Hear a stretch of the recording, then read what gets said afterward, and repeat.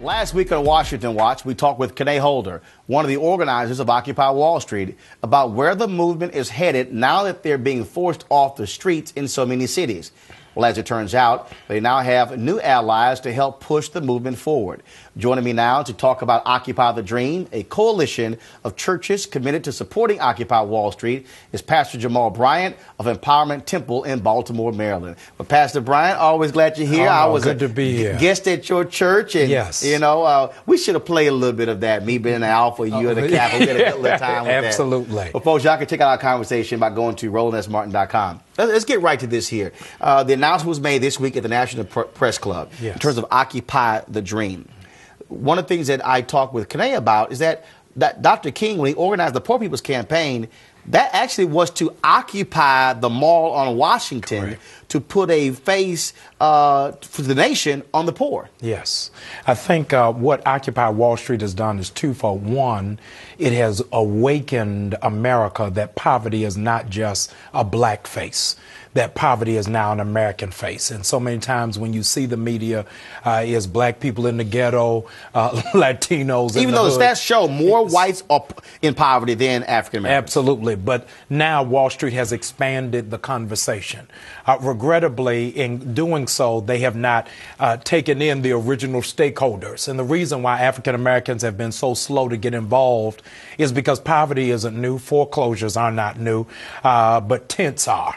And so that was a different kind of sell. And so Dr. Chavis and I and a coalition of preachers from around the country said the black church cannot sit on the sidelines on this issue. We've got to get on the front line because it impacts and affects our congregations and our larger community. But it's also, a part of this also brings more organization, if you will, more voices, but also different voices that really expands beyond just these locations in New York City, Washington, D.C., some of the other cities. Correct. It gives us a connected autonomy.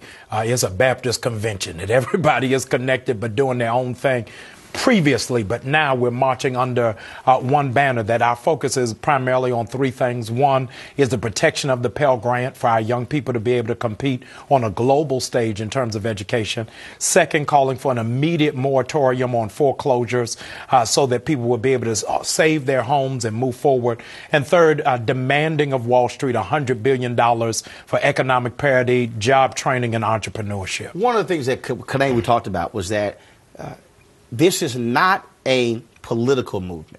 Yes. I think one of the problems the Tea Party had was they were so identified with the GOP that by being so associated politically, people then said, oh, well, you're a GOP thing, so I don't want to get involved. As opposed to Occupy Wall Street, they made it clear. We're going to hit Democrats, Republicans. We'll hit anybody who is opposing our issues. Absolutely. Kwesi Mfume, former president of NAACP, said no permanent friends, just permanent interests.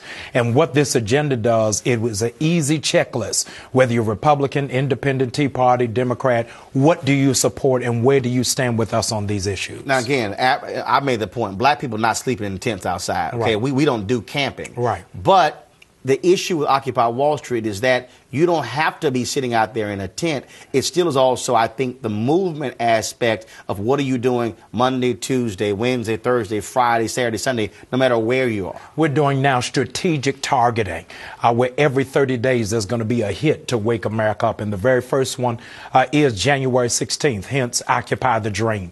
Remembering that Dr. King was in the formation stages of, in fact, dealing with the Poor People's Campaign. And so that's not, as what Jesse Jackson says, not a day off, it's a day on. So we're asking people around the country to go outside of the Federal Reserve banks, which houses all of the funds and gives to the privatized banks, to hold them accountable and responsible for the areas that we're talking about. If they want more information about our campaign, they can go to OccupyDream.com. OccupyDream.com. All right, well, Pastor Bryant, we appreciate it. Thank you. All right, thanks so much. Good to be here. All right.